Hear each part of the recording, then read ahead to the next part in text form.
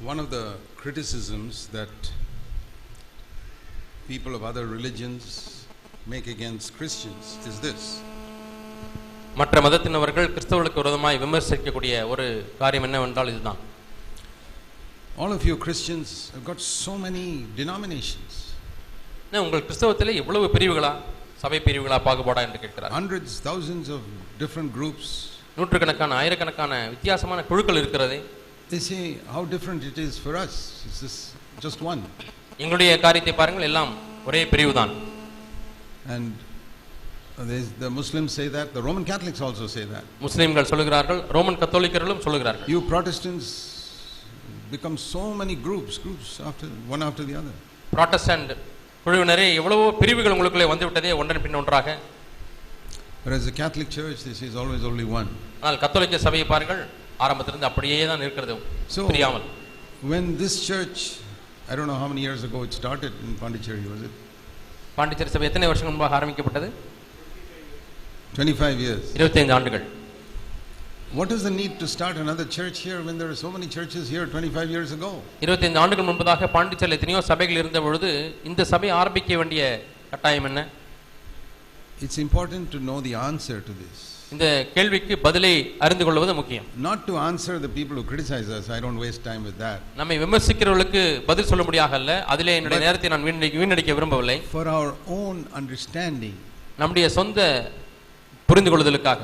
Or our children may ask us this question, we must be able to explain it to them. அல்லது நம்முடைய பிள்ளைகள் நமக்கு இந்த கேள்வியை கேட்பார்கள், அவர்களுக்கு நாம் பதில் சொல்ல வேண்டியிருக்கிறது, விவரித்து சொல்ல வேண்டியிருக்கிறது. In the Old Testament, the Lord told the Israelites, when your children ask you, why are we celebrating this Passover, you must explain to them. பழைய ஏற்பாட்டிலே பெற்றோரை பார்த்து ஆண்டவர் சொன்னது என்னவென்றால், பிள்ளைகள் ஏன் இதை நாம் ஆசரிக்கிறோம் என்று கேட்டால் அதற்கு நீங்கள் விளக்கம் சொல்ல வேண்டும். We must always anticipate what are the questions our children will ask us about the Christian faith. கிறிஸ்தவ விசுவாசத்தை குறித்து நம்முடைய பிள்ளைகள் என்னவெல்லாம் கேள்வி கேட்பார்கள் என்பதை நாம் முன்கூட்டியே அனுமானிக்க வேண்டும். Some people may ask, how do you know there's a God? சிலர் நம்மை பார்த்து கடவுள் இருக்கிறார் என்று எப்படி தெரியும் என்று கேட்கலாம். So why another church? ஏன் இன்னொரு சபை? That can be a very important question. இது ஒரு முக்கியமான ஒரு கேள்வியாக இருக்கலாம். If you look at the scriptures, வேதத்தை நீங்கள் பார்க்கும் பொழுது, let me show you one example in Revelation chapter 2. வெளிப்படுத்தின விசேஷம் 2ஆம் அதிகாரத்திலே ஒரு உதாரணத்தை உங்களுக்கு காண்பிக்கிறேன். This is about the church in Ephesus, which was started by the apostle Paul. அப்போஸ்தலனாகிய பவுலினால் ஆரம்பிக்கப்பட்டதான ஒரு சபை, எபேசு சபையை குறித்து இங்கே பார்க்கிறோம். And if you want to read the origin of this, இதனுடைய ஆரம்பத்தை நீங்கள் வாசிக்க வேண்டுமானால் it's in chapter 19 of Acts of the Apostles. அப்போஸ்தலர் நடவடிக்கைகள் 19ஆம் அதிகாரத்தில் அது காணப்படுகிறது. So he says to the Revelation 2:1, to the messenger of the church in Ephesus write this. எபேசு சபையின் தூதனுக்கு நீ எழுத வேண்டியது என்னவெனில் என்று 2ஆம் அதிகாரம் வெளிப்படுத்தின விசேஷம் முதல் வசனத்திலே வாசிக்கிறோம். There are many good things in you. உன்னிலே நிறைய நல்ல காரியங்கள் இருக்கிறது. Verse 2. 2ஆம் வசனம். Your deeds, toil, perseverance. உன்னுடைய கிரியைகள், பிரயாசங்கள், பொறுமை. You don't tolerate evil men. That means they were standing against sinful things. பொல்லாதவர்களை செய்ய கூடாமல் இருக்கிறது என்றால் பாவமான காரியங்களுக்கு விரோதமாய் அவர்கள் எதிர்த்து நிற்கிறார்கள். You were exposing false apostles. That means they were purity in doctrine also. அப்போஸ்தலர் அல்லாதவர்களை அவர்கள் அடையாளம் காட்டுகிறார்கள். ஆகவே உபதேசத்திலே அவர்கள் சுத்தமுள்ளவர்களாய் இருந்தார்கள். Again, perseverance, endured for my name's sake. You have not grown weary. ஆகவே நீ சகித்துக் கொண்டிருக்கிறதையும் பொறுமையா இருக்கிறதையும் என் நாமத்தின் நிமித்தம் இளையப்படையாமல் பிரயாசப்பட்டதையும் மறந்திருக்கிறேன் என்று சொல்கிறார். And you say, what a wonderful church this is. ஆகவே இது என்ன அற்புதமான ஒரு சபை என்று நாம் சொல்லலாம். They're pure in doctrine. உபதேசத்திலே அவர்கள் தூய்மை. They don't allow evil men there. அங்கே தீமையான மக்களை அனுமதிப்பதில்லை. No false teachers. பொய்யான போதகர்கள் அங்கே இல்லை. And they are persevering. அவருடைய பொய் சகித்துக் கொள்கிற தன்மை. Working. அவர்கள் பிரயாசப்படுகிறது. Must have had praise meetings and other meetings and special meetings and conferences. அவர்களுக்கு கான்ஃபரன்ஸ் கூட்டங்கள் இருந்திருக்கும், துதியின் கூட்டங்கள் இருந்திருக்கும், போதிக்க கூட்டங்கள் இருந்திருக்கும். This is good. இவைகளெல்லாம் நல்லதுதான். But I've got something against you. ஆனால் உனக்கு விரோதமாய் எனக்கு ஒரு குறை உண்டு. You have left your first love. நீ ஆதியில் கொண்டிருந்த அன்பை விட்டாய். That means in the beginning you did all these things out of love. ஆரம்பத்திலே இவைகள் எல்லாம் நீ அன்பினாலே செய்தாய். But now it's the same thing, but it is not out of love. ஆனால் இப்பொழுதும் அதே காரியங்களை செய்து கொண்டிருக்கிறீர்கள், ஆனால் அது அன்பின் உந்துதலினாலே அல்ல. You know, it's the difference between fresh bread that you just baked and bread that is 2 weeks old. இப்பொழுதுதான் பேக்கரிலிருந்து எடுக்கப்பட்டதான அவுன்லிருந்து எடுக்கப்பட்டதான ரொட்டிக்கும் 2 வாரம் பழமையான ரொட்டி துண்டுக்கும் வித்தியாசம் உண்டு. Where all the worms have got in and it started decaying. பழமையான அந்த ரொட்டி துண்டிலே அது கெட்டு போய் புழு பூக்க ஆரம்பித்துவிட்டது. If you ask what is it, it is bread. அது என்ன என்று கேட்டால் அதுவும் ரொட்டி தான். Yeah, this is also bread. இதுவும் ரொட்டி தான். I don't want to eat that bread. நான் அந்த ரொட்டியை சாப்பிட விரும்பவில்லை. But I want to eat this which is fresh. ஆனால் புதுமையாய் இருக்கக்கூடிய இந்த ரொட்டியை நான் சாப்பிட விரும்புகிறேன். God, we can do God's work like this fresh bread or like the stale bread. ஆகவே தேவனுடைய ஊழியத்தையும் நாம் பழமையாய் போன ரொட்டியை போலவோ அல்லது புதுமையாய் இருக்கக்கூடிய ரொட்டியை போலவோ நாம் செய்ய முடியும். If you analyze both these breads in a chemical laboratory, it's the same thing. வேதியியல் சோதனை சாலையிலே நீங்கள் இரண்டு ரொட்டியையும் நீங்கள் அங்கே ஆராய்ந்து பார்த்தால் இரண்டுமே ஒன்றுதான். And so you can say, yeah, these two people are having the same doctrine. ஆகவே இந்த இரண்டு கூட்டத்தினருக்கும் ஒரே உபதேசம் தான் இருக்கிறது என்று நாம் சொல்லலாம். Everything seems to be all right in this church. இந்த சபையிலே எல்லாமே நன்றாக தான் இருக்கிறது என்று சொல்லலாம். Doctrine is right, everything is right. உபதேசம் சரி. But ஆனால் it's like that stale bread.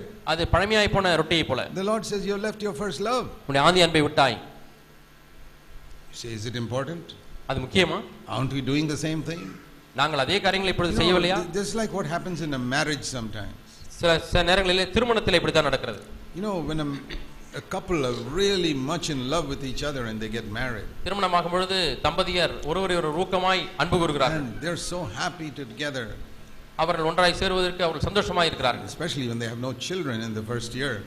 குறிப்பாக குழந்தை பிறப்பதற்கு முன்பதாக உள்ள அந்த ஒரு ஆண்டிலே the wife is waiting for the husband to come back from work. எப்பொழுதுதான் வீட்டுக்காரர் வீட்டுக்கு வருவாரோ கணவர் வீட்டுக்கு வருவாரோ என்று காத்து கொண்டே இருக்கிறாள் மனைவி. Soon as the bell rings, she opens the door. Calling bell அடித்த உடனே அவ்வளவுதான் தாமதம், கதவை திறக்கிறாள். She's got some food or coffee, something all ready for him. ஏற்கனவே மேஜையிலே அங்கே காபியும் அங்கே உள்ளதான ஸ்நாக்ஸும் ரெடி ஆகிவிட்டது. And she's so happy to welcome him.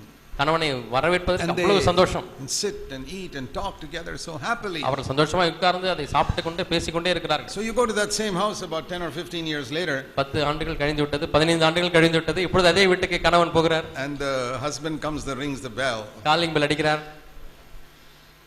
Wife is not there to open the door or anything. உடனே கதவு அங்கே திறக்கப்படவில்லை. He says, you got the key, you can open the door and come in. அங்கே பாருங்க, வெளியே அங்கே சாவி வச்சிருக்கேன், அதை திறந்து உள்ள வாங்க. There's some coffee there on the table, you eat, I'm busy with doing something else.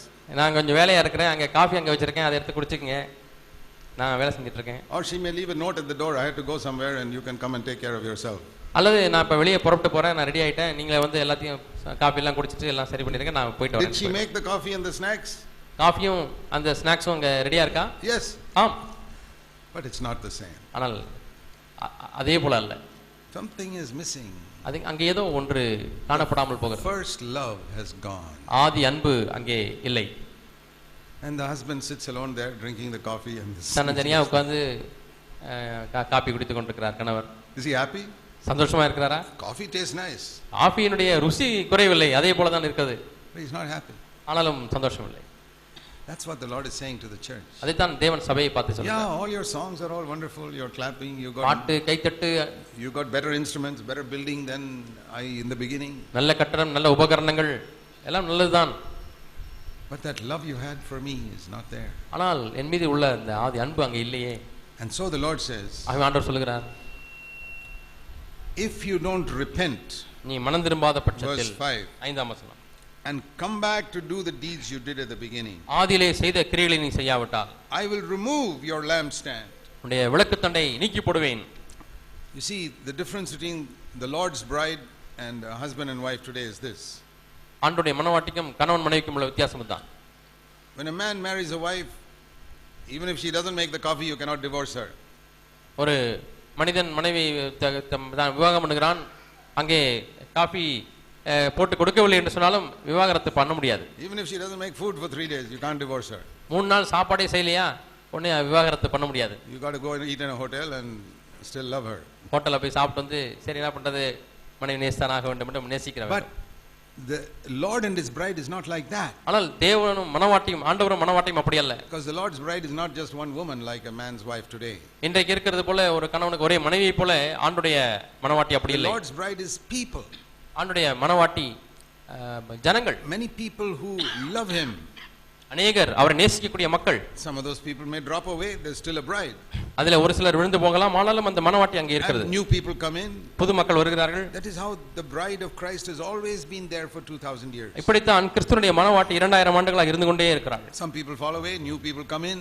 சிலர் விழுந்து போகிறார்கள், புதியவர்கள் உள்ளே வருகிறார்கள். And so the Lord told this church in Ephesus. ஆக எபேசு சபையில் ஆண்டவர் சொல்கிறார். I know Paul planted this church. It's a wonderful church. Pavul இந்த சபையை நிறுவினார். அது அற்புதமான ஒரு சபைதான். But now that you have lost your first love, ஆனால் இப்பொழுது நீ ஆதி அன்பை இழந்து விட்டாய். I will remove the lampstand means I will de-recognize you as a church. நான் விளக்குத்தண்டை நீக்கி போடுவேன் என்று அதனுடைய பதத்தினுடைய அர்த்தம் என்னவென்றால், சபை என்கிற அந்த அந்தஸ்து உன்னிடத்திலிருந்து நீக்கப்பட்டு விடும். Like some colleges, the government will de-recognize that, saying your standards are not good, we cannot allow you to give degrees. சில கல்லூரிகளிலே போய் அங்கே பார்த்து உங்களுடைய தரம் போதுமானதாக இல்லை, ஆகவே இப்பொழுது உங்களை நாங்கள் அந்த அந்தஸ்தை, கல்லூரி என்ற அந்த அந்தஸ்தை நீக்கி விடுகிறோம் என்று சொல்கிறார். The degree from that certificate, that college is worthless after that. அதற்கு பிறகு மாணவர்கள் அந்த கல்லூரியிலே பெற்றுக்கொள்ளக்கூடிய பட்டம் அதற்கு மதிப்பில்லை. The Lord is saying, I will de-recognize you as a church and you won't be my church. ஆகவே என்னுடைய சபை என்கிற அந்தஸ்தை நீ இழந்து விடுவாய், இனிமேலும் நீ என்னுடைய சபை இல்லை என்று சொல்கிறார். You elder brother and you church must repent of what losing your first love. ஆகவே மூப்பரும் சபையும் ஆதி அன்பை இழந்த அந்த காரியத்திலிருந்து மனம் திரும்ப வேண்டும் என்று சொல்கிறார். And it's not written here in the Bible what happened, because this is the last book of the Bible. What happened afterwards in Ephesus we don't know. அதற்கு பிறகு எபேசுவுக்கு என்ன நடந்தது என்று நமக்கு தெரியாது, ஏனென்றால் இதுதான் கடைசி புத்தகம், அதற்கு பிறகு எதுவும் எழுதப்படவில்லை. But let's suppose that the elder brother said, no, we are okay. Who is this fellow John to write saying you lost our யோவான் யார், இவர் என்ன இதெல்லாம் இப்படி எல்லாம் எழுதுறதுக்கு என்று சொல்லி அந்த மூப்பர் சொல்லியிருந்தால், he thinks he is an apostle, we are also in touch with God. அவர்தான் தான் அப்போஸ்தலன் நினைச்சிட்டு இருக்காரா, நாங்களும் தேவனோட தொடர்புல இருக்கிறோம், நாங்களும் அப்போஸ்தலர் தான். It could have been like that. அது போல நடந்திருக்கலாம். Because there were some others we read, like Demetrius and all, who questioned John's apostleship. யோவான் அப்போஸ்தலத்தை குறித்து கேள்வி கேட்டதான தேமோத்திரி போலவரும் இருக்கிறார் என்று வேதத்திலே வாசிக்கிறோம். Supposing the elder said, no, we are okay, brothers and sisters, we have 500 people here, we are quite okay. ஆகவே சகோதர சகோதரிகளே, நாம் 500 பேர் அங்கே இருக்கிறோம், நாம் நன்றாகத்தான் இருக்கிறோம் என்று சொல்லி அந்த மூப்பர் சொல்கிறார். There's no other church in Ephesus. எபேசுவிலே இதை தவிர வேறு சபை இல்லை. This is the church that the apostle Paul founded 40 years ago. 40 ஆண்டுகள் முன்னதாக அப்போஸ்தலனாகிய பவுல் ஸ்தாபித்த சபை. There is no other church like that. இது போன்ற வேறு சபையே இல்லை. We are okay, don't worry about this letter from John. யோவானிடத்திலிருந்து வந்த கடிதத்தை குறித்து யாரும் கவலைப்பட வேண்டாம், நாம் நன்றாகத்தான் இருக்கிறோம். Our doctrine is right, our music is right, and everything is going okay. நம்முடைய உபதேசம் நன்றாக இருக்கிறது, நம்முடைய இசைகள் நன்றாக இருக்கிறது, எல்லாம் சரியாகத்தான் போய் கொண்டிருக்கிறது. That's all that matters. அவ்வளவுதான் காரியம். We are not preaching strange doctrines. நாம் வித்தியாசமான உபதேசங்களை பிரசங்கிப்பதில்லை. All this business of first love and all is not important. ஆதி அன்பு என்கிற காரியம் எல்லாம் அவ்வளவு ஒன்றும் முக்கியமில்லை. And what would Jesus have done? இயேசு என்ன செய்திருந்திருப்பார்? He would wait a little while. கொஞ்ச நேரம் காத்திருந்திருப்பார். He always waits when he warns us. நம்மை எச்சரிக்கும் பொழுது எப்பொழுதுமே இயேசு காத்திருக்கிறார். And after some months, சில மாதங்கள் கழித்து, he sees these elder and these people are not responding to my warning. என்னுடைய எச்சரிப்புக்கு இந்த மூப்பரும் இந்த ஜனங்களும் அவர்கள் செவி கொடுப்பதில்லை. They despise the message of my apostle John. என்னுடைய அப்போஸ்தலனாகிய யோவானுடைய செய்தியை அவர்கள் அற்பமாய் எண்ணுகிறார்கள். So the day comes when the Lord leaves that church. நாளொன்று வருகிறது, கர்த்தர் இந்த சபையை விட்டு கடந்து போகிறார். He had already left the Laodicean church. I told you how he's standing at the door and knocking. ஏற்கனவே லவோதிக்கே சபையை விட்டு வெளியே போய் விட்டார், அங்கே கதவை தட்டிக்கொண்டே இருக்கிறார், வெளியே இருந்து என்று நான் உங்களுக்கு சொன்னேன். So if the Lord leaves the Ephesus church, ஆகவே தேவன் எபேசு சபையை விட்டு போய் விட்டால், they still have their meetings, conferences, singing, goes on every Sunday. ஒவ்வொரு ஞாயிற்றுக்கிழமையும் கூட்டம் நடக்கிறது, பாடல்கள், இசைகள், கான்ஃபரன்ஸ்கள் நடந்து கொண்டிருக்கிறது. Like many so-called churches today, the Lord is not there. இன்றைக்கு சபைகள் என்று அழைக்கப்படுகிற அநேக சபைகளிலே இருப்பது போலவே அங்கே கர்த்தர் இல்லை. Because they have left their first love. ஏனென்றால் அவர்கள் ஆதி அன்பை இழந்து விட்டார்கள். Don't just see whether the doctrine is all correct. உபதேசம் சரியாக இருக்கிறதா என்று நீங்கள் சரி பார்க்க வேண்டாம். If you are living in Ephesus and you are only looking for doctrine, you would have joined this church even after the Lord left it. நீங்கள் எபேசுவிலே இருந்திருப்பீர்கள் என்று சொன்னால், நீங்கள் உபதேசத்தை மட்டும் பரிசோதிக்கிறவர்களாக இருந்தால், ஆண்டவர் அந்த சபையை விட்டு வெளியே போயிருந்த பிறகும் கூட நீங்கள் தொடர்ந்து அந்த சபையிலே இருந்திருப்பீர்கள். But in every one of these, the 5 of these 7 churches were backslidden. இந்த பின்வாங்கி போன 5 சபைகள் இருக்கிற ஒவ்வொரு சபையும், in all of those churches there were some people who were walking faithfully. எல்லா சபைகளிலுமே உண்மையா நடக்கக்கூடிய ஒரு சில மக்கள் இருக்கத்தான் செய்கிறார். See chapter 3. 3ஆம் அதிகாரம். You have a name, verse 1, last part, that you are alive but you are dead. நீ உயிருள்ளவன் என்று பெயர் கொண்டிருந்தும் செத்தவனாய் இருக்கிறாய். That is a church in Sardis. Sardis சபை. But ஆனால் verse 4, there are a few people here who have not soiled their garments. தங்கள் வஸ்திரங்களை அசுசிப்படுத்தாத சில பேர் இந்த சர்தையிலேயும் உண்டு. They will walk with me in white. அவர்கள் என்னோடு கூட வெண்மை வஸ்திரம் தரித்து நடப்பார்கள். So in Ephesus also, I'm sure there were a few people who really loved the Lord. ஆகவே எபேசு சபையிலேயும் கூட உண்மையாலுமே தேவனை நேசித்த ஒரு சில மக்கள் இருந்திருப்பார்கள் என்று நான் நம்புகிறேன். Out of the 500, maybe 5 or 6. அந்த 500 பேர்ல ஒரு 5 பேர் 6 பேர். They said, no, we want to love the Lord. அவர்கள் இல்லை என்று சொல்லி அவர்கள் தேவனை நேசிக்க வேண்டும் என்று விரும்பினார்கள். They are the ones who could sense Jesus is here. இயேசு இங்கே இருக்கிறார் என்று உணர்வடைந்தவர்கள் அவர்கள்தான். It's those who love the Lord who can know whether the Lord's presence is in a church or not. தேவனை நேசிக்கிறவர்கள் மட்டுமே தேவன் சபையிலே பிரசன்னரா இருக்கிறாரா இல்லையா என்பதை உணர்ந்து கொள்ள முடியும். If you only have right doctrine, you won't sense it. உபதேசம் சரியாக இருக்கும் என்று அதை மட்டும் நீங்கள் பார்த்தீர்கள் என்று சொன்னால் உங்களால் உணர முடியாது. So out of these 500 people, only 5 or 6 love the Lord. They are the only ones who can sense is the Lord here or not. ஆகவே அந்த 500 பேர்களிலே 5-6 பேர்கள் மட்டுமே கர்த்தர் இங்கே பிரசன்னரா இருக்கிறாரா இல்லையா என்பதை அவர் உணர்ந்து கொள்ள முடிகிறது. And they sense, yes, the Lord is still here even though the church is in a bad shape. சபையானது மோசமான நிலையிலே இருந்தாலும் தொடர்ந்து இங்கே கர்த்தர் இருக்கிறார் என்பதை அவர் உணர்ந்தார்கள். But after a few months, ஒரு சில மாதங்கள் கழித்து they begin to sense, hey, I don't sense the Lord's presence here this Sunday. இந்த ஞாயிற்றுக்கிழமை கர்த்தருடைய சமூகம் நம்முடைய மத்தியிலே இல்லையே என்று உணர்ந்தார்கள். I say, okay, maybe just this Sunday, let me try out next Sunday. சரி, ஏதோ இந்த ஞாயிற்றுக்கிழமை தான் இல்லை போலும், அடுத்த ஞாயிற்றுக்கிழமை பார்க்கலாம். Next Sunday also, I don't sense the Lord's presence. அடுத்த ஞாயிற்றுக்கிழமை ஐயோ இங்கே கர்த்தருடைய சமூகமே இல்லையே. Next Sunday, I don't sense the Lord's presence. அடுத்த ஞாயிற்றுக்கிழமை வருகிறது, அப்பொழுது தேவனுடைய சமூகத்தை உணரவில்லை. And these are people who have been sitting there for many years from childhood with their parents. அவர்கள் சிறு பிராயம் முதல் பெற்றோர்களிடத்திலிருந்து அவர்கள் அந்த காலத்திலிருந்தே சபையில் இருக்கக்கூடிய மக்கள். Now they are 30 years old. இப்பொழுது அவர்களுக்கு 30 வயது ஆகிவிட்டது. They say the Lord is not here. கர்த்தர் இங்கே இல்லை என்று சொல்கிறார். Okay, let me check with one of my other wholehearted brothers here. சரி, இங்கே இருக்கக்கூடிய இன்னொரு முழு இருதயமுடைய சகோதரனிடத்திலே நான் பரிசோதித்து பார்க்கட்டும். We go and ask him, what do you think, brother? சகோதரரே, நீங்க என்ன நினைக்கிறீங்க? He says, the last 3-4 Sundays I have also been feeling the Lord is not here. கடந்த 3-4 வாரங்களாக கர்த்தர் இங்கே இல்லை என்பதை நானும் உணர்ந்தேன். And like that they contact the 4 or 5 who they know are really wholehearted. ஆகவே ஏற்கனவே முழு இருதயமுடையவர்கள் என்று அறிந்த 3-4 சகோதரர்களை அவர்கள் தொடர்பு கொண்டு பார்க்கிறார்கள். They all say the same thing. எல்லாரும் அதே காரியத்தை சொல்கிறார்கள். Say, okay, maybe it's just a temporary thing. We'll wait 3-4 months or 6 months and see. ஒருவேளை இது தற்காலிகமான ஒரு காரியமா இருக்கலாம். சரி, 3-4-5 மாதங்கள் கூட நாம் காத்திருந்து பார்ப்போம். And they wait and wait and wait and wait and it's just the same dead state. காத்திருந்து பார்க்கிறார்கள், அதே செத்த நிலைமைதான். Gradually they don't respect everything written in God's word. கொஞ்சம் கொஞ்சமாக தேவனுடைய வார்த்தையில் எழுதப்பட்ட காரியங்களை இந்த சபை மதிப்பதில்லை. And then they say, அப்பொழுது சொல்கிறார்கள், if the bridegroom is not here, then the bride should not be here. மணவாளன் இங்கே இல்லை என்றால் மணவாட்டிக்கு அங்கே என்ன வேலை? அங்கே மணவாளி இருக்கக்கூடாது. நாம் தான் மணவாட்டி. These 5 or 6 people. இந்த 5-6 மக்கள். They say bridegroom is gone. மணவாளன் போய்விட்டார். We have to go.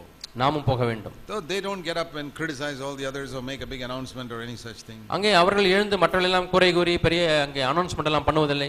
Those days they did not have a membership list with all the names. அந்த நாட்களிலே அவர்களுக்கு அங்கத்தினர் பட்டியல் என்றெல்லாம் அவர்களுக்கு இல்லை. Just like we don't have. இப்பொழுது நமக்கும் அப்படி இல்லை. They would have quietly left. அமைதியாக அங்கே விட்டு அவர்கள் கடந்து சென்றிருப்பார்கள். They said, okay, let's meet in one house. சரி, நாம் ஒரு வீட்டிலே கூடலாம். They started meeting in their house and they sensed the Lord's presence. இப்பொழுது அவர்கள் வீட்டிலே கூட ஆரம்பிக்கிறார்கள். அங்கே தேவனுடைய சமூகத்தை வல்லமையாக உணர்கிறார்கள். I say, that proves we are right. ஆகவே இது நாம் எடுத்த முடிவு சரிதான் என்பதை நிரூபிக்கிறது என்று சொல்கிறார். The Lord has come into our midst even though we are only 5-6 people. நாம் 5-6 மக்களாய் தான் இருக்கிறோம், ஆனாலும் தேவன் நம்முடைய மத்தியிலே வந்து விட்டார். So till that day there was only one church in Ephesus. அந்த நாள் வரை எபேசுவிலே ஒரே ஒரு சபை தான் இருந்தது. Now there are 2. இப்பொழுது 2 சபைகள். But the Lord is only with one of them. ஆனால் அந்த 2 சபைகளிலே ஒரு சபையிலே தான் ஆண்டவர் இருக்கிறார். That is how one church becomes 2. அப்படித்தான் ஒரு சபை 2 சபையா மாறுகிறது. Now you go 40-50 years later. அதற்கு பிறகு 40 ஆண்டுகள் 50 ஆண்டுகள் ஆகிறது. This 5 member church has now become 500. இந்த 5-6 பேராக ஆரம்பிக்கப்பட்ட இரண்டாவது சபையானது இப்பொழுது 500 அல்லது 200 பேராய் பெருகிவிட்டார்கள். And the new generation is also backslidden and lost its first love. புதிய தலைமுறையும் அந்த சபைக்கு வருகிறது, அதுவும் இப்பொழுது அந்த ஆதி அன்பை இழந்து விட்டது. But there are 5 or 6 new generation people who are saying, hey, this is something is wrong. We started out well 50 years ago, but we are not the same today. 50 ஆண்டுகள் முன்பாக நன்றாகத்தான் ஆரம்பித்தோம், ஆனால் இப்பொழுது காரியங்கள் சுமூகமாக இல்லை. So what shall we do? நாம் என்ன செய்யலாம்? We can't keep on sitting in a dead church. நாம் தொடர்ந்து செத்த சபையிலே உட்கார்ந்து கொண்டே இருக்க முடியாதே. They wait like the first group waited 50 years earlier. 50 ஆண்டுகள் முன்பதாக அந்த முதல் கூட்டம் காத்திருந்தார்கள், அதுபோல காத்திருக்கிறார்கள். And after some months they say it's no use, this is dead. சில மாதங்கள் கழித்து இங்கே மரித்து போன சபை என்று சொல்லி அவர் 5 or 6 people start meeting separately. ஆகவே 5-6 மக்கள் இப்பொழுது தனியாக கூட ஆரம்பிக்கிறார்கள். They say this the Lord is here in our midst. இப்பொழுது கர்த்தர் நம்முடைய மத்தியிலே இருக்கிறாரே. So now we have 3 churches in Ephesus. இப்பொழுது எபேசுவிலே 3 சபை. The first one is about 1000 members. முதல் சபையில 1000 அங்கத்தினர்கள். There is 300-400. அடுத்தது 500 பேர். The other one is only 5 or 6. இப்பொழுது 5-6 பேர்கள். But the Lord is with that one. ஆனால் இப்பொழுது தேவன் அவரோடு கூட இருக்கிறார். So you go through 2000 years. இப்படி 2000 ஆண்டுகளாக நடக்கிறது. This is what has happened. இதுதான் நடந்து கொண்டே இருக்கிறது. Hundreds of churches. நூற்றுக்கணக்கான சபைகள். Now the question is, இப்பொழுது கேள்வி என்ன? did those first people do the right thing, 5 or 6 people to step out? அந்த முதல் அந்த சபையிலிருந்து வெளியே வந்தார்கள் 5-6 பேர். அவர்கள் செய்த தீர்மானம் சரியான தீர்மானமா இல்லையா? Or should they have said, we must not split the church? இல்லை, சபையை நாம் பிரிக்க கூடாது என்று சொல்லி அவர்கள் சொல்லி அங்கே இருந்திருக்க வேண்டுமா? Like the Roman Catholic Church say, we must always be one. Roman கத்தோலிக்க சபை போல நாம் ஒன்றாகத்தான் இருக்க வேண்டும். Whether dead or alive, our doctrine is right. We still believe Jesus died for our sins. செத்துப்போன சபையோ உயிருள்ள சபையோ நம்முடைய உபதேசம் சரி. ஆகவே இயேசு கிறிஸ்து வரும் வரை பிரிக்க கூடாது, இப்படியே இருக்க வேண்டும். What do you feel?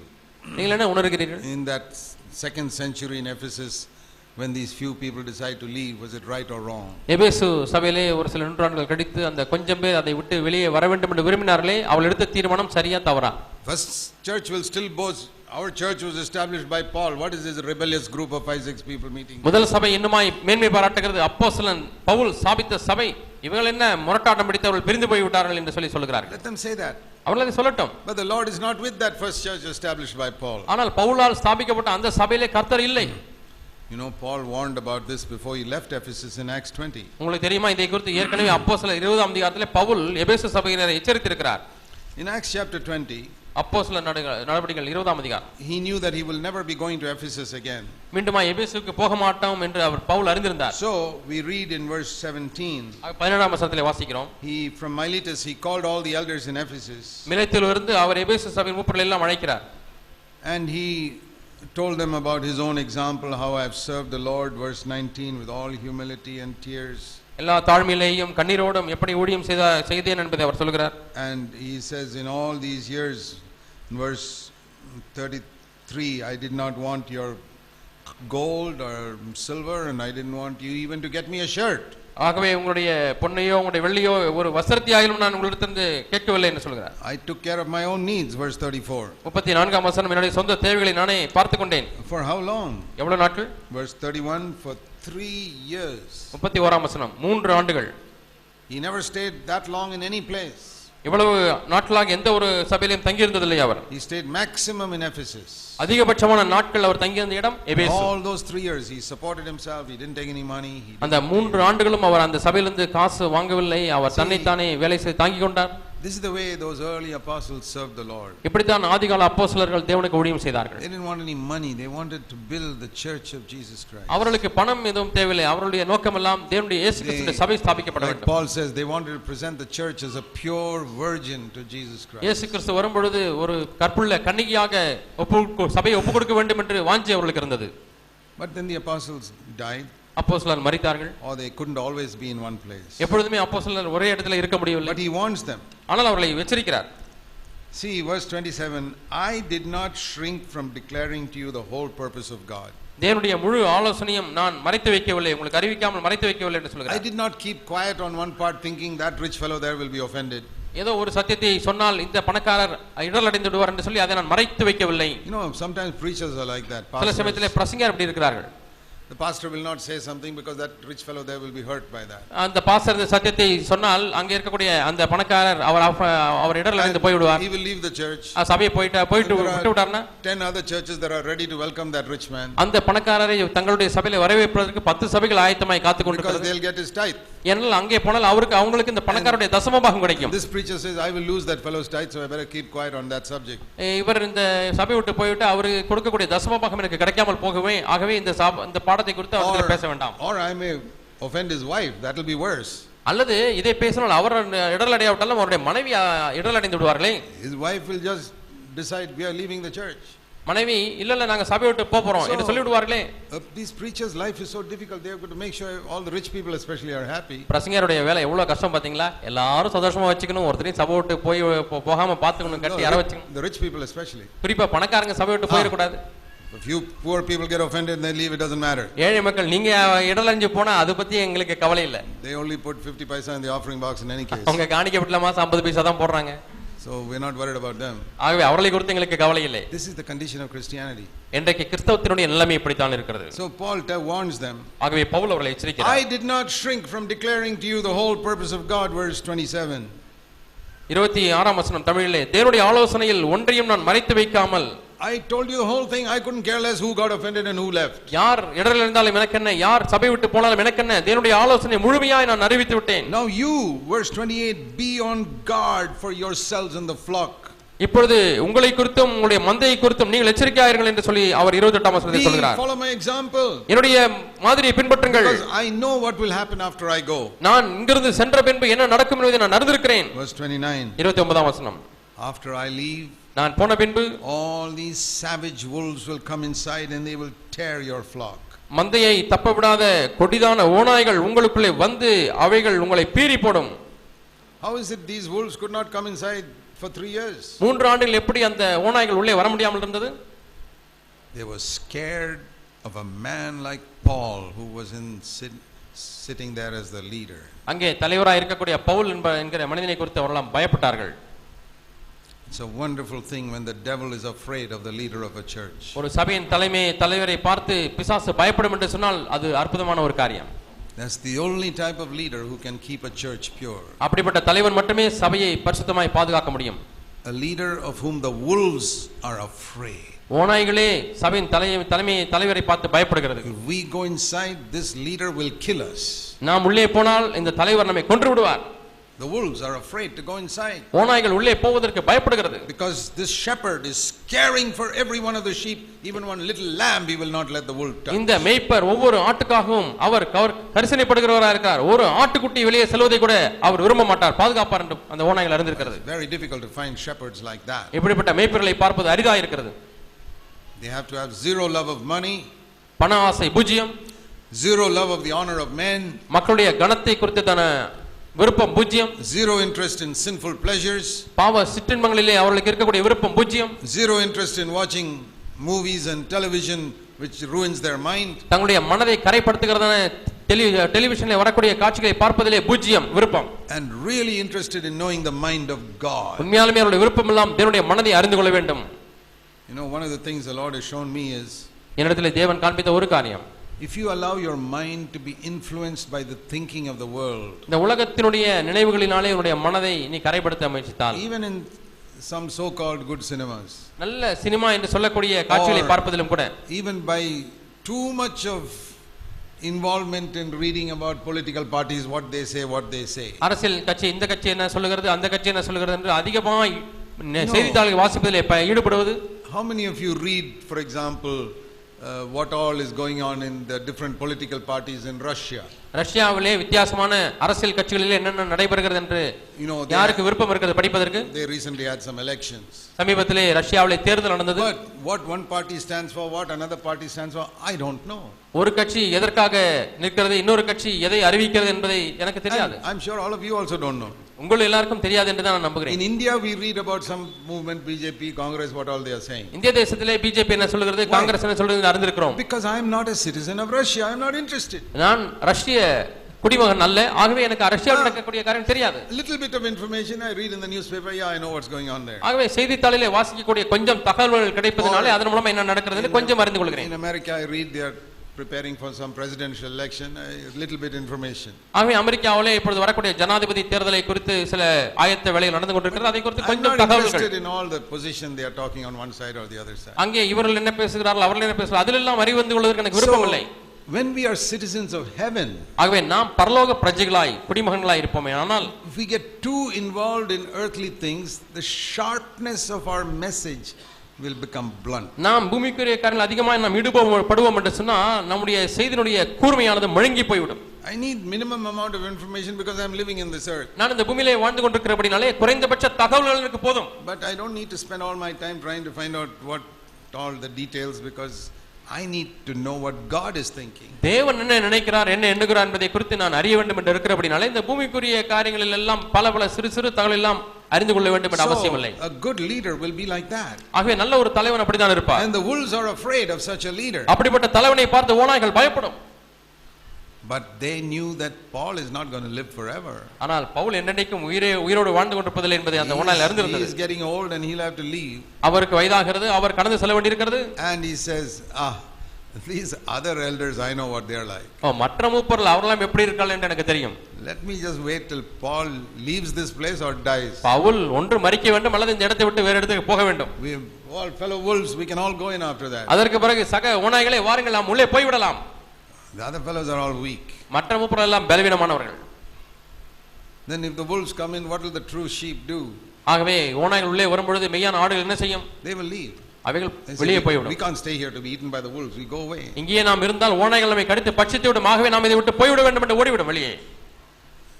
The second thing Paul tells them is, Pavul அவர்களுக்கு சொல்லக்கூடிய இரண்டாவது the காரியம், danger is not only from the wolves, verse 29. 29ஆம் வசனத்திலே பாருங்கள், அங்கே வரக்கூடிய ஆபத்து ஓநாய்களிடத்திலிருந்து மட்டுமல்ல, The bigger danger is from all of you. அங்கே இருக்கக்கூடிய பெரிய ஆபத்து என்னவென்றால் உங்களுக்குள்ளே வரக்கூடிய ஆபத்துகள். 30, some of you will want to make your own party. உங்களிலே சிலர் எழும்பி தங்களுக்கென்று மக்களை சேர்த்துக் கொள்ளக்கூடியவர்களாக இருக்கிறார்கள். You will draw some people after yourself, and you brother so and so, you'll draw some people after yourself. சகோதரன், நீ உங்களோடு கூட ஒரு கூட்டத்தை சேர்த்துக் கொள்கிறீர்கள், இந்த சகோதரர் இன்னார் அவர் தன்னோடு கூட ஒரு கூட்டத்தை சேர்த்துக் கொள்கிறார். Let's assume there were about 5 elders there. அங்கே 5 மூப்பர்கள் இருக்கிறார்கள் என்று நாம் எண்ணிக்கொள்வோம். Paul is speaking to them.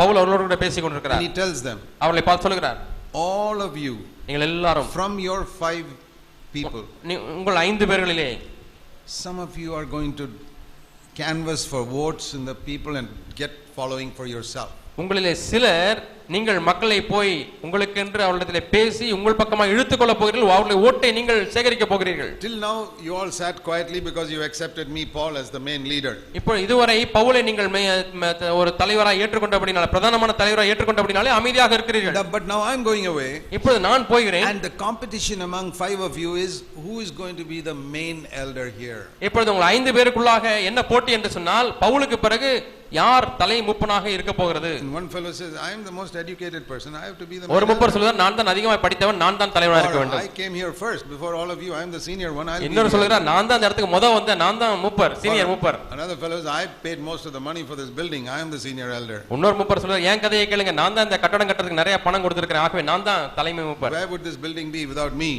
என்ன இல்லாம இந்த கட்டடமே கட்டிருக்க முடியாது. So there are all types of reasons why these fellows want to be the senior elder. ஆகவே சீனியர் மூப்பரா இருக்க வேண்டும் என்று சொல்வதற்கு பல காரணங்கள் இருக்கிறது. You think this cannot happen with CFC elders? CFC மூப்பரிடத்திலே இப்படிப்பட்ட காரியம் நடைபெறவே பெறாது என்று சொல்லி நீங்கள் நினைக்கிறீர்களா? It has happened in 1 or 2 places in Andhra, Tamil Nadu and all. Andhra, தமிழ்நாட்டில் ஏற்கனவே ஒரு சில இடங்கள் நடந்திருக்கிறது. Elders wanting to get a following for themselves. மூப்பர்கள் தங்களுக்கென்று ஒரு கூட்டம் இருக்க வேண்டும் என்று விரும்புகிறார்கள். I know people who have left our church because they could not be elders. நம்முடைய சபையை தொடர்ந்து மூப்பரா இருக்க முடியவில்லை என்கிற காரணத்தினாலே சபையை விட்டு போன மக்களை நான் அறிந்திருக்கிறேன். So Paul says this is going to happen. ஆகவே இது நடக்க போகிறது என்று பவுல் சொல்கிறார். You will, verse 30, draw disciples after yourself. உங்களுக்காக சீஷர்களை நீங்கள் இழுத்துக்கொள்ளுகிறவர்களாய் இருக்கிறீர்கள் என்று வாசிக்கிறோம். Therefore be on the alert, for 3 years I warned you fellows. ஆகவே 3 ஆண்டுகளாக நான் உங்களை எச்சரித்திருக்கிறேன், நீங்கள் ஜாக்கிரதையாக இருங்கள். So what would happen if 3 of these elders started little groups after themselves? ஆகவே இந்த இருக்கக்கூடிய மூப்பர்கள் எல்லாரும் தங்களுக்கென்று கூட்டத்தை இழுத்துக் கொண்டால் என்ன நடக்கும்? Then there'll be 3 churches in Ephesus. 3 மூப்பர்கள் தங்களுக்கென்று ஆட்களை இழுத்துக் கொண்டால் 3 சபைகள் அங்கே உருவாகிவிடும் எபேசுவிலே. Love for Jesus, it doesn't become the main thing. அங்கே இயேசுவை நேசிக்கக்கூடிய நேசம் பிரதானமான காரியமா இல்லை. These are the reasons why there are so many churches. இந்த காரணங்களிலே தான் இன்றைக்கு பல சபைகள் இருக்கிறது. So what have we seen in Acts 20 and Revelation 2? அப்போஸ்தலர் 20ஆம் அதிகாரத்திலேயும் வெளிப்படுத்தின விசேஷம் 2ஆம் அதிகாரத்திலும் நம்ம என்ன பார்க்கிறோம்? 2 reasons why churches split. சபை பிரிவடைவதற்கு 2 காரணங்கள். One is a good reason, the other is a bad reason. ஒன்று நல்ல காரணம், இன்னொன்று கெட்ட காரணம். Revelation 2 we read a good reason. வெளிப்படுத்தின விசேஷம் 2ஆம் அதிகாரத்தில் நல்ல காரணத்தை பார்க்கிறோம். The overcomers, ஜெயாளிகள், they say we can't be in a church where the bridegroom has left. அங்கே மணவாளன் போய்விட்டார், நாம் தொடர்ந்து இந்த சபையில் இருக்க முடியாது என்று சொல்லி பிரிந்து போகிறவர்கள். They don't canvass anybody, they just meet separately. அவர்கள் யாரையும் தங்கள் பக்கமாக இழுத்துக் கொள்ளவில்லை, அவர்கள் தனியாக கூடுகிறார்கள். They say the Lord is not here, what's you sitting here? தேவன் இங்கே இல்லை, இங்கே உட்கார்றதுல என்ன பிரயோஜனம்? And though 5 or 6 meet elsewhere and the big church denounces them as all rebels and useless people. அந்த 5-6 பேர் தனியாக கூடுகிறார்கள், இங்கே சபையில் அறிவிப்பு செய்கிறார்கள். இந்த 5-6 பேர் முரட்டாட்டம் பண்ணி சபை விட்டு பிரிந்து போய் விட்டார்கள், பிரிவினைக்காரர்கள். In Acts 20 we see a bad reason for split. அப்போஸ்தலர் 20ஆம் அதிகாரத்திலே சபை பிரிவுக்கு ஒரு கெட்ட காரணத்தை பார்க்கிறோம். One leader says I am the leader, who says you are the leader? நீ தலைவன் என்று யார் சொன்னது? நான் தான் தலைமை மூப்பர். Because the founder is dead and gone. ஏனென்றால் அதை ஸ்தாபித்தவர் மரித்து கடந்து சென்று விட்டார். Usually as long as the founder is there are no problems. ஆகவே பொதுவாக ஸ்தாபகர் அங்கே இருக்கும் பொழுது பிரச்சனை இருக்காது. Everybody respects the founder. எல்லாரும் ஸ்தாபகரை மதிக்கிறார்கள். But now Paul is gone. ஆனால் இப்பொழுது பவுல் போய் விட்டார். Then comes the struggles. அங்கே தான் இப்பொழுது போராட்டம் பிரச்சனை ஆரம்பிக்கிறது. Who are you to tell me? நீ யார்ப்பா எனக்கு சொல்றதுக்கு? You are not the new apostle. நீ ஒரு புது அப்போஸ்தலன் அல்ல. No, like that. இது போல say you can go your way, I am taking 50 100 people are with me, I am going to go out. நீ உன் வழியில போப்பா, நான் 50 100 பேரை கூட்டிட்டு நான் பாட்டுக்கு என்னுடைய சபையை தனியா நடத்துறேன். Just like India's political parties. இந்திய அரசியல் கட்சிகளை போல. I remember the days when we were independent in 47. I was living in Delhi those days. நான் இந்திய நாடு சுதந்திரம் அடைந்த 47ஆம் ஆண்டிலே நான் டெல்லியிலே வாழ்ந்து கொண்டிருந்தேன். There was only one party. அப்பொழுது இருந்ததெல்லாம் ஒரே கட்சி தான். That split. Now there are so many. அந்த கட்சி உடைந்து உடைந்து உடைந்து உடைந்து இன்னைக்கு எவ்வளவு கட்சிகள் all fighting with each other. எல்லாமே ஒருவருக்கு ஒரு சண்டை போட்டுக் கொண்டிருக்கிறார்கள். The same thing has happened in Christianity. இதே காரியம் தான் கிறிஸ்தவத்திலே நடந்து கொண்டிருக்கிறது. And it is always because somebody wants to be the prime minister or the leader. எப்பொழுதுமே நான் தான் பிரதம மந்திரியா இருக்க வேண்டும், நான் தான் தலைமை முப்பராக இருக்க வேண்டும் என்கிற போராட்டம். And then within the group itself there will be competition. அதுக்கு பிறகு ஒரு கட்சி புதுசா பிரிஞ்சு வருது, அதுக்குள்ளேயே பிரச்சனை. So the church splits. ஆகவே சபை பிரிகிறது.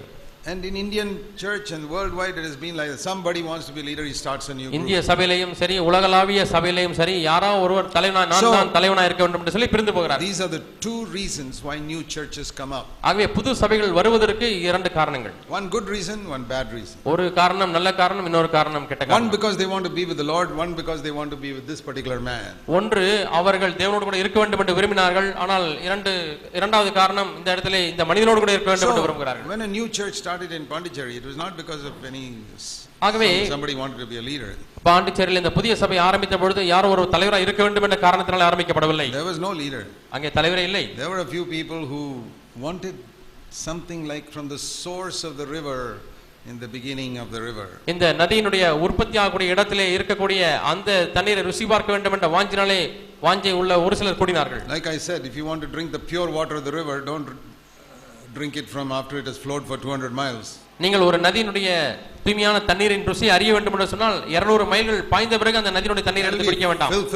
அது அதற்குள்ளாக எவ்வளவு மாசுபட்டு விடும், அசுத்தமாகி விடும். Source in the mountains. அந்த நதி உற்பத்தி ஆகக்கூடிய அந்த உற்பத்தியின் இடத்துக்கு போங்கள். A few people say this corrupt Christianity of 2000 years of man's traditions, we don't want that. ஆகவே ஒரு சில மக்கள் சொல்கிறார்கள், அழிந்து போன மனிதனுடைய பாரம்பரியங்கள் நிறைந்த இந்த சபை, இந்த நதி தண்ணீர் வேண்டாம். We want to go to the source in the Bible. ஆகவே வேதத்திலே சபை உற்பத்தியான அந்த ஆரம்பத்துக்கு செல்ல விரும்புகிறேன். Do it exactly like this. அதிலே சொல்லப்பட்டபடியே செய்கிறோம். That is why the churches have started in Tamil Nadu. ஆகவே தான் தமிழ்நாட்டிலேயும் இப்படி சபைகள் ஆரம்பித்திருக்கிறது. Why did we have to be different? ஏன் நாம் வித்தியாசமானால் இருக்க வேண்டும்? For example, உதாரணமாக many churches they say we must submit to the Pope in Rome. அநேக சபைகள் சொல்கிறார்கள் நாம் ரோமாபுரியில் இருக்கக்கூடிய போப்புக்கு நாம் அடங்கி இருக்க வேண்டும் என்று சொல்கிறார்கள். No, so we can't join that. ஆகவே நாங்கள் அப்படி இருக்க விரும்பவில்லை என்று சொன்ன முடியினாலே நாம் அதிலே சேர முடியாது. Some others say we must baptize all the babies. சிலர் சொல்கிறார்கள் குழந்தைகளுக்கு எல்லாம் ஞானஸ்நானம் கொடுக்க வேண்டும். You say no, we can't do that. Only born again people must be baptized. நாங்கள் அப்படி செய்ய முடியாது, மறுபடியும் பிறந்தவர்கள் ரட்சிக்கப்பட்ட பிறகு தான் ஞானஸ்நானம் கொடுக்க முடியும் என்று சொல்கிறோம். We can't join that also. அதோடு கூட சேர முடியவில்லை. Then some other people say this baptism in the Holy Spirit and all is not for today, that is only 20th century. அடுத்த கூட்டத்தார் என்ன சொல்கிறார்கள், இப்பொழுது பரிசுத்த அபிஷேகம் எல்லாம் இந்த காலத்துக்கு ஏற்புடையது அல்ல, அது ஆதிகால திருச்சபைக்கு மட்டும் தான் என்று சொல்கிறார்கள். Brethren people usually say that. Brethren சபையினர் அதை சொல்கிறார்கள். Yeah, there are good brothers there, but we don't agree with that. அதில் நல்ல சகோதரர்கள் கண்டிப்பாக இருக்கிறார்கள், ஆனால் அவர்களோடு நான் ஒத்துக்கொள்ள முடியவில்லை. So then when we get baptized in the Holy Spirit, அவை பரிசுத்த அபிஷேகத்தை நாம் பெற்றுக்கொள்கிறோம். then the Pentecostals say join us. பெந்தகோஸ்தினர் இப்ப எங்க இடத்துல வந்து சேர்ந்து கொள்ள என்று சொல்கிறார்கள். Then we find they insist on everybody speaking in tongues. இப்பொழுது அவர்கள் எல்லாரும் கண்டிப்பா அந்நிய பாஷை பேச வேண்டும் என்று சொல்கிறார்கள். They don't preach victory over sin. பாவத்தின் மேல் வெற்றியை பிரசங்கிப்பதில்லை. And they believe in noisy spirit, not Holy Spirit. அவர்கள் பரிசுத்த ஆவியின் மேல் உண்மையாலுமே நம்பிக்கை அவர்களுக்கு இல்லை, சத்தம் போடுகிற ஆவியானவர் மேல் தான் நம்பிக்கை. So we can't join them also. அவர்களையும் சேர்ந்து கொள்ள முடியவில்லை. Then what we look around, what shall we do? இப்பொழுது நாம் அங்கமிங்கமாய் சுற்றி பார்க்கிறோம், என்னதான் செய்வது? Other group says we got to keep the Sabbath and meet on the Sabbath day, that is important. அங்க ஒரு கூட்டம் இருக்கிறது, அதிரத்திலே போனால் ஓய்வு நாளை ஆசரிக்க வேண்டும், சனிக்கிழமை வேலை செய்ய கூடாது, ஓய்வு எடுக்க வேண்டும் சொல்கிறார்கள். Some people say Jesus is, there's no Father, Son and Holy Spirit, only one person. இங்கே போனால் பிதா குமாரன் பரிசுத்த ஆவியார் என்ற திருத்துவம் இல்லை, எல்லாம் ஒன்றுதான் என்று சொல்கிறார்கள். So what shall we do? என்னதான் செய்வது? And where are the people preaching that we must walk like Jesus? இயேசு நடந்தது போல நாம் நடக்க வேண்டும் என்று பிரசங்கிக்கக்கூடிய மக்கள் எங்கே?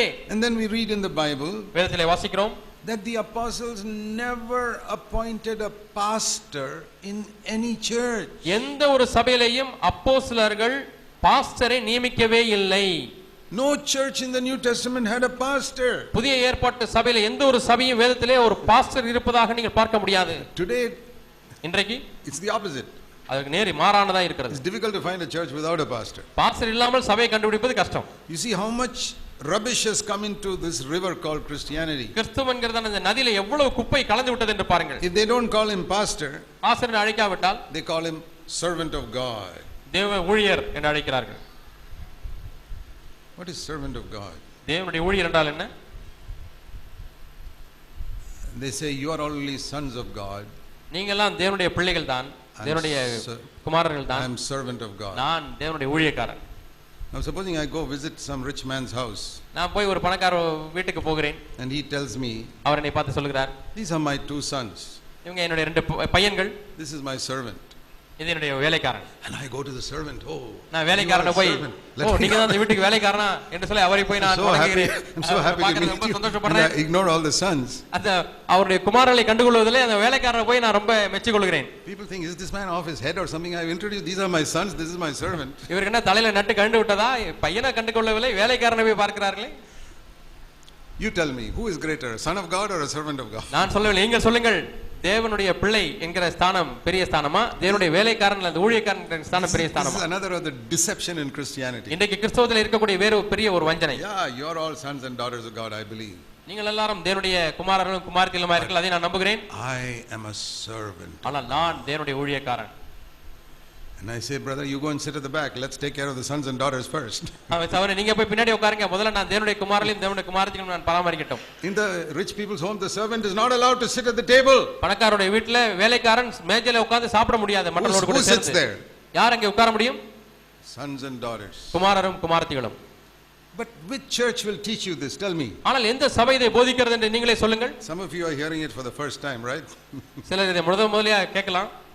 It's common sense. நீங்கள் பொதுவான அறிவை பயன்படுத்தி பாருங்கள். The Bible is not written for clever people, it's for people who use their common sense and read. வேதமானது அறிவாளிகளுக்கு எழுதப்பட்டதில்லை, பொதுவான சாதாரண அறிவை பயன்படுத்துகிறவர்களுக்கு அது எழுதப்பட்டிருக்கிறது. So pastor, servant of God, what is all this? Away pastor அல்லது தேவ ஊழியர் என்றெல்லாம் இதெல்லாம் என்ன? The apostles did appoint leaders. அப்போஸ்தலர்கள் தலைவர்களை நியமித்தார்கள் தான். You read that in Acts 14. அப்போஸ்தலர் 14ஆம் அதிகாரத்தில் அதை வாசிக்கலாம். That they appointed, verse 23, elders in every church. அப்போஸ்தலர் 14ஆம் அதிகாரம் 23ஆம் வசனத்திலே பார்க்கிறோம். Yeah, 23. அப்போஸ்தலர் 14ஆம் அதிகாரம் 23ஆம் வசனத்தை வாசிக்கிறோம். அவர்கள் மூப்பர்களை நியமித்தார்கள். Not pastors. பாஸ்டர்களை அல்ல, elders. அவர்களுக்கு மூப்பர்களை ஏற்படுத்தி வைத்து. Or you see another example in Titus in chapter 1.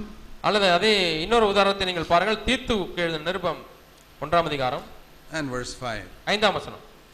I left you in Crete so that you can appoint elders in every city in Crete.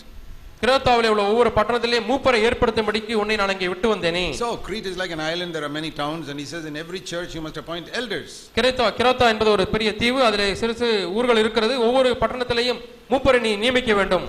Then you say, what about Ephesians 4:11? It speaks about pastors. அப்படியானால் எபேசியர் 4ஆம் அதிகாரம் 11ஆம் வசனத்திலே பாஸ்டரை பற்றி சொல்லப்பட்டிருக்கிறது. மேய்ப்பர் அதை குறித்து என்ன என்று கேட்கலாம். That is a gift like apostles and evangelists. அப்போஸ்தலர் சுவிசேஷகர் என்பது போல அது ஒரு வரம். You don't appoint evangelists and pastors and apostles. God gives that gift to different people. நாமாக அப்போஸ்தலரே இவரை இன்னாரை சுவிசேஷகனா இன்னாரை இவராய் என்று நாம் ஏற்படுத்தி நியமிப்பதிலே தேவன் அப்படிப்பட்ட வரங்களை வித்தியாசமான மக்களுக்கு கொடுக்கிறார். The leadership of the New Testament church was always in the hands of at least 2 people, elders. புதிய ஏற்பாட்டு சபையினுடைய பொறுப்பு 2 பேருடைய கரங்களில் இருக்கிறது, அதுதான் மூப்பர்கள். But people say, ஆனால் மக்கள் சொல்கிறார்கள், that's a small thing, why you make a big fuss over such a small thing? அப்பா இந்த மூப்பர் பாஸ்டர்லாம் சின்ன காரியம், இதை போய் ஏன் இவ்வளவு பெருசுபடுத்துகிறீங்க? You know, in the western countries nowadays, மேலை நாடுகளிலே இப்பொழுது உள்ள நாட்களிலே, after women started becoming more stylish in their hairstyles, ஸ்திரீகள் இப்பொழுது தலை முடியை அழகு செய்வதிலே நவீனமாய் மாறிவிட்டார்கள். they spend thousands of rupees to go to a hair stylist to color and make their hair look அவங்க nice. இந்த பியூட்டி பார்லர் போய் ஆயிரக்கணக்கான ரூபாய் செலவு செய்து தங்களுடைய தலை முடியை அவர்கள் அழகுபடுத்திக் கொள்கிறார்கள், and பல வர்ணங்களை பூசிக் கொள்கிறார்கள். they read in the Bible that you must cover your hair when you come to the meeting. கூட்டங்களுக்கு வரும்பொழுது நீங்கள் முக்காடு போட வேண்டும் என்று வாசிக்கிறார்கள். They say, after I spend these thousands of rupees, it means I cannot show my hair to all the people in the church. ஆயிரக்கணக்கான ரூபாயை செலவு செய்து தலையை அழகுபடுத்தி வந்திருக்கேன், இப்ப அதை காமிக்காம மூட சொல்றீங்களே எது கேட்கிறார்கள். I don't want to be in this church. அப்படிப்பட்ட சபையில நான் இருக்க விரும்பல. I'll go to some church where they allow me to show my hair to என்னுடைய முடியை என்னுடைய அழகுபடுத்திய சிகை அலங்காரத்தை எல்லாம் காண்பிக்க அனுமதிக்கக்கூடிய சபைக்கு நான் செல்லட்டும்.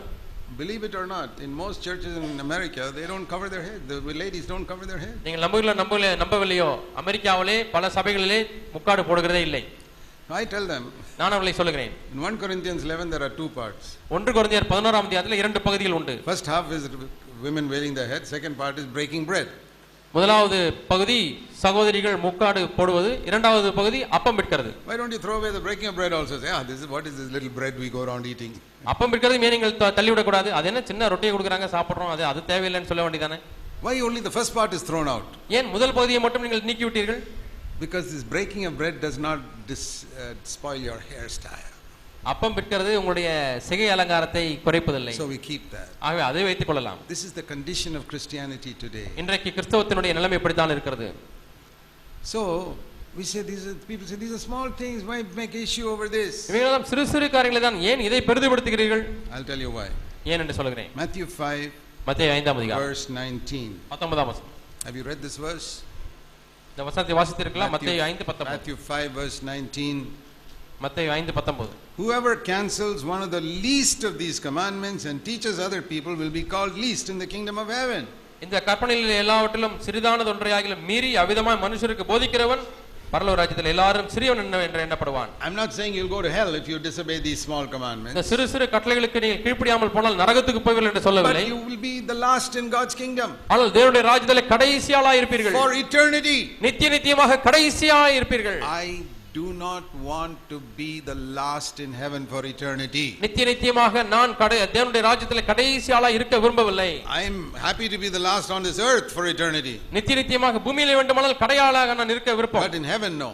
ஆனால் பரலோகத்திலே இல்லை. In the presence of my Lord I want to be as close to him as possible. தேவனுடைய சமூகத்திலே அவருக்கு எவ்வளவு நெருக்கமாக இருக்க வேண்டும் அவ்வளவு நெருக்கமாக நான் இருக்க விரும்புகிறேன். I don't want to be close to the great people on this earth. இந்த பூமியிலே பெரிய ஆளோடு கூட நெருக்கமாக இருக்க எனக்கு விருப்பம் இல்லை. I am willing to take the absolute last person in the line on earth. நான் இந்த பூமியிலே ஒரு வரிசை இருக்குமானால் அதிலே கடைசியால நிற்பதற்கு நான் தயாரா இருக்கிறேன். But in heaven I want to be close to my Lord. ஆனால் பரலோகத்திலே என்னுடைய ஆண்டவருக்கு அருகாமையிலே இருக்க விரும்புகிறேன். And if he says அவர் சொல்கிறார் that the one who keeps the small commandment and teaches them will be the great one in the kingdom of heaven. இவைகளை கைக்கொண்டு போதிக்கிறவனோ பரலோக ராஜ்யத்திலே பெரியவன் என்று எண்ணப்படுவான்.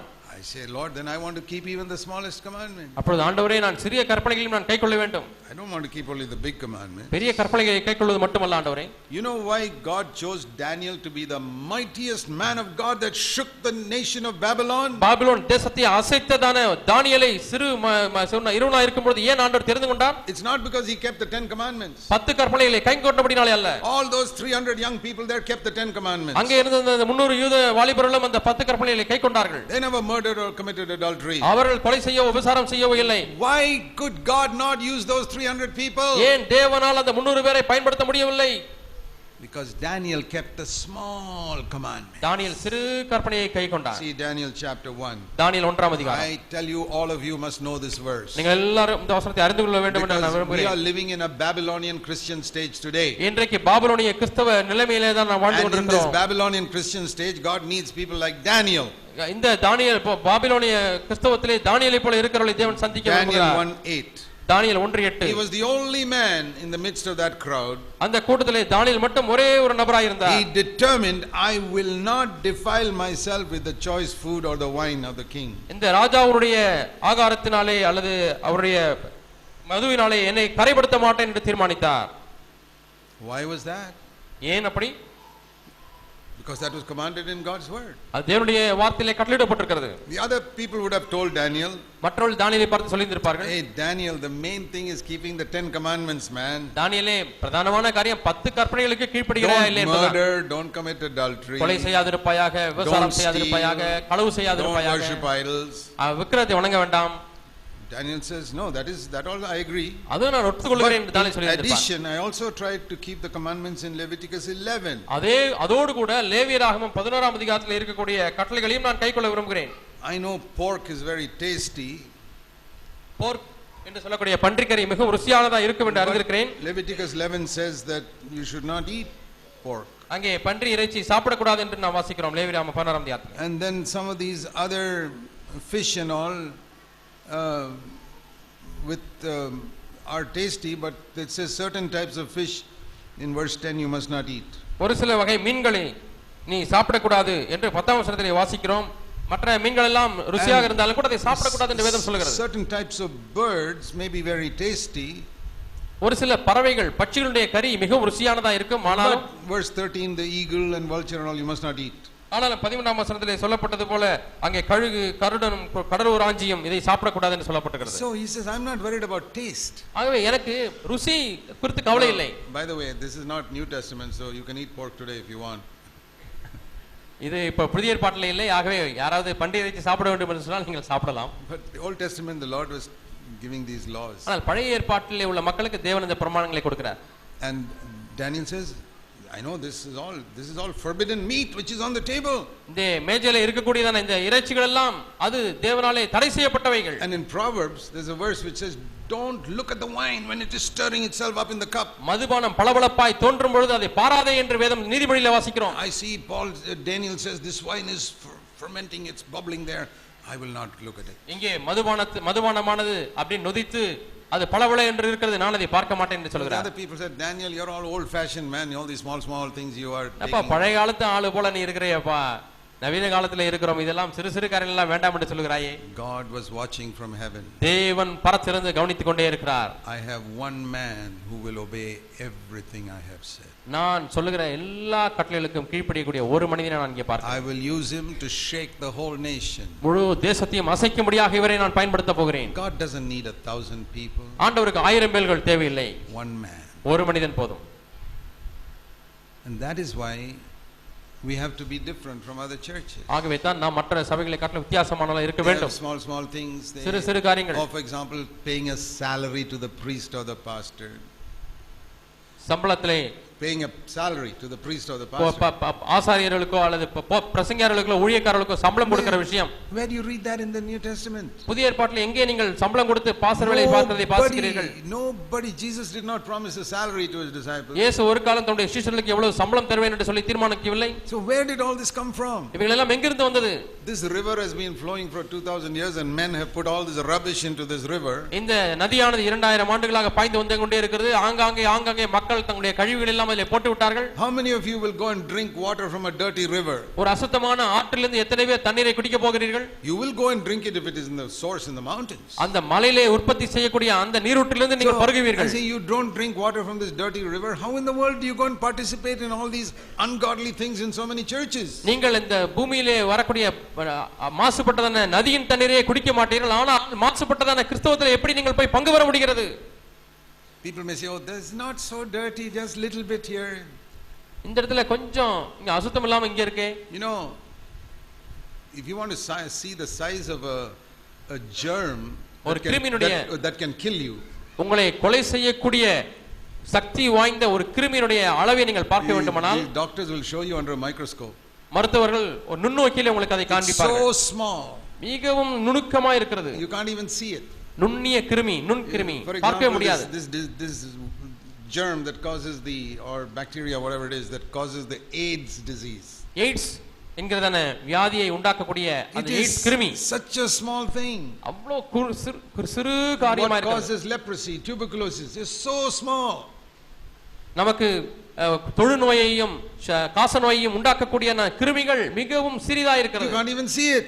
பார்க்க கூட முடியாது கண்ணால். It gets inside a person, it can kill him. அந்த கிருமி ஒரு மனிதனுக்குள்ளே போய்விட்டால் அந்த மனிதனை கொன்றுவிடும். And that's why we are careful with the water we drink. ஆகவே தான் நாம் குடிக்கக்கூடிய தண்ணீரிலே நாம் மிகவும் கருத்துள்ளவர்களாக இருக்கோம், கவனமாக இருக்கோம். All thing can be inside that. அந்த நுண் கிருமிகள் இந்த தண்ணீருக்குள்ளே இருக்கலாம். That's why we boil the water. ஆகவே தான் நாம் தண்ணீரை கொதிக்க வைத்து குடிக்கிறோம். Why aren't we so careful in our spiritual life? ஏன் நாம் ஆவிக்குரிய வாழ்க்கையில் அவ்வளவு கவனமாக இருப்பதில்லை? You say, oh, that's a small little worm or insect, what does it matter? சின்ன புழு தானே, சின்ன பூச்சி தானே, அது பரவாயில்லை. That one is enough to kill you.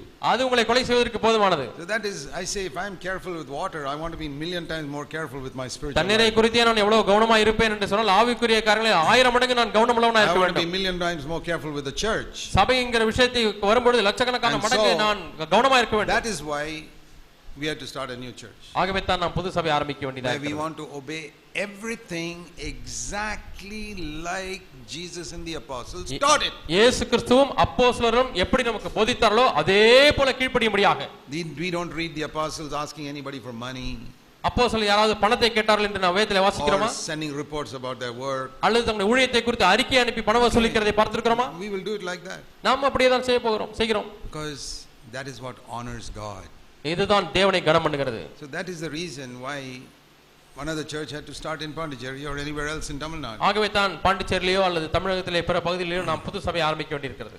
Now if the Lord tarries 50 years from now, இப்பொழுது 50 ஆண்டுகள் வரை தாமதிக்குமேயானால் whether this church will remain faithful, I cannot say. இந்த சபை உண்மையிலேதான் இருக்குமா இல்லையா என்னாலே சொல்ல முடியாது. I don't know who among us will be alive 50 years from now. இப்பொழுதிலிருந்து 50 ஆண்டுகள் வரை யார் உயிரோடு இருக்க போகிறார் என்று தெரியவில்லை. I hope there will always be till Jesus comes a pure testimony for Christ in Pondicherry. இயேசு கிறிஸ்து வரும் வரை பாண்டிச்சேரியிலே தூய்மையுள்ள சாட்சிகள் இருக்க வேண்டும் என்று நான் நம்புகிறேன். But we can't guarantee that. ஆனால் அதற்கு உத்தரவாதம் கொடுக்க முடியாது நாம். I cannot guarantee anything for the next generation. அடுத்த தலைமுறையினரை குறித்து நான் இந்த உத்தரவாதம் கொடுக்க முடியாது. But I have a responsibility in my generation. ஆனால் என்னுடைய தலைமுறைக்கு எனக்கு ஒரு பொறுப்பு உண்டு. We read in Acts of the Apostles in chapter 13. அப்போஸ்தலர் நடவடிக்கைகள் 13ஆம் அதிகாரத்திலே வாசிக்கிறோம்.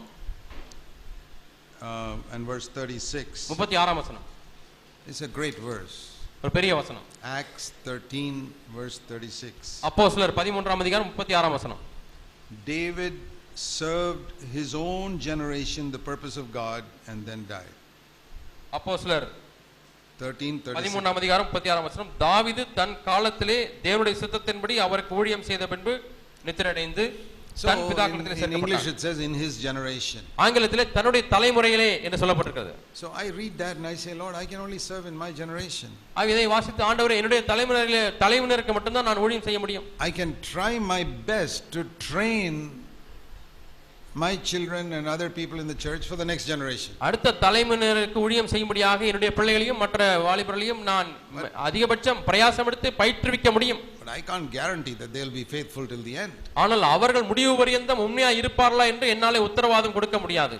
But in our generation, நம்முடைய தலைமுறையிலே we are going to keep the wolves outside. நாம் ஓநாய்களை வெளியே வைக்க போகிறோம். And those who want to draw away disciples after them, we say, brother, please leave. Don't waste your time. தங்களுக்கென்று சீஷர்களை இழுத்துக்கொள்ள விரும்புகிறவர்களை பார்த்தால் சகோதரரே தயவு செய்து நீங்கள் அதை விட்டு போய்விடுங்கள் என்று We சொல்லுவோம். have seen that also in Tamil Nadu and Kerala and other places where some people have tried to draw disciples after themselves. தமிழ்நாட்டிலேயும் கேரளாவிலேயும் தங்களுக்கென்று சீஷர்களை தங்கள் பக்கமாக இழுத்துக்கொள்கிற ஒரு சிலரை பார்த்திருக்கிறோம். Some elders, just like we read in Acts 20. அப்போஸ்தலர் 20ஆம் அதிகாரத்திலே வாசித்தது போலவே சில மூப்பர்கள் அப்படி செய்திருக்கிறார்கள். Okay, take them. சரி உங்கள் பக்கமாக We're எடுத்துக்கொள்ளுங்கள். not going to fight with you. உங்களோடு சண்டை போடுவதில்லை. You take some people away. ஒரு சில மக்கள் உங்கள் பக்கமாக எடுத்துக்கொள்கிறீர்களா எடுத்துக்கொண்டு போங்கள். Lucifer took away 1/3 of the angels from heaven. Lucifer பரலோகத்திலிருந்து 1/3 தூதர்களை தன் பக்கமாக இழுத்துக்கொண்டார். What happened? என்ன The result நடந்தது? is heaven became a purer place. அந்த பரலோகமானது இன்னும் பரிசுத்தமான ஒரு இடமாய் மாறிவிட்டது. So if somebody takes away some people, I say the church becomes a better place then. சில மக்களை தங்கள் பக்கமாக இழுத்துக்கொண்டு கூட்டிக் கொண்டு சென்று விட்டார்கள் என்று சொன்னால் சபை இன்னும் சுத்திகரிக்கப்படுகிறது. I'm not going to fight with them. அவர்களோடு கூட சண்டை போடுவதில்லை. Like I say, it's like a gardener weeding my garden. I say thank you for weeding my garden. ஒரு தோட்டக்காரனுடைய வீட்டிலே வந்து உங்களுக்கு வீட்டில் நான் களை எடுக்கிறேன் என்று சொன்னால் நான் அவருக்கு நன்றி செலுத்துவேன். And he's doing it free.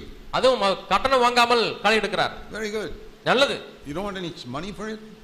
இந்த களை எடுக்கிற வேலைக்கு உங்களுக்கு பணம் தேவையில்லையா brother? No, free. I'll take away these people. இல்ல இந்த மக்களை எல்லாம் நான் கூட்டிக் கொண்டு செல்கிறேன். Thank you so much. நன்றி சகோதரரே.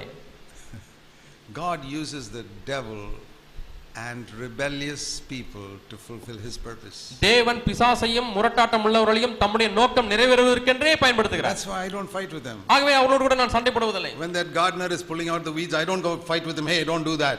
ஒரு தோட்டக்காரர் வீட்டிலே வந்து களை எடுத்து கொண்டு தான் களை எல்லாம் எடுக்க கூடாது என்று நான் சொல்லுவதில்லை. Take it. களை முள்ளை எல்லாம் பிடுங்கி கொண்டு போங்கள். You want to clean up all the insects also, please take all of them out. I'm happy. பூச்சிகளையும் நீங்க சுத்தம் பண்ணி எடுத்துட்டு போறீங்களா அதை எடுத்துட்டு போங்க. So God's purpose will always be fulfilled. ஆகவே தேவனுடைய நோக்கம் எப்பொழுதுமே நிறைவேறும். We need not be afraid. நாம் பயப்பட தேவையில்லை. We want to preserve the church in purity. நாம் சபையை தூய்மையிலே காத்துக்கொள்ள விரும்புகிறோம். Let's pray. நாம் ஜெபிப்போம். Heavenly Father, பரலோக பிதாவே, help us to honor you in our life and in our church. எங்களுடைய வாழ்க்கையிலேயும் உங்களுடைய சபையிலேயும் உம்மை கனம் பண்ண உதவி செய்யும். Until the end. முடிவு பரியந்தம் ஆண்டவரே. In our generation. எங்களுடைய தலைமுறையிலே. And in the next generation, raise up people who will be faithful to you. ஆண்டவரே உமக்கென்று உண்மையுள்ள மக்களை வரக்கூடிய தலைமுறையிலே எழுப்பும் ஆண்டவரே. In Jesus' name. இயேசுவின் நாமத்தில் பிதாவே. Amen. ஆமென்.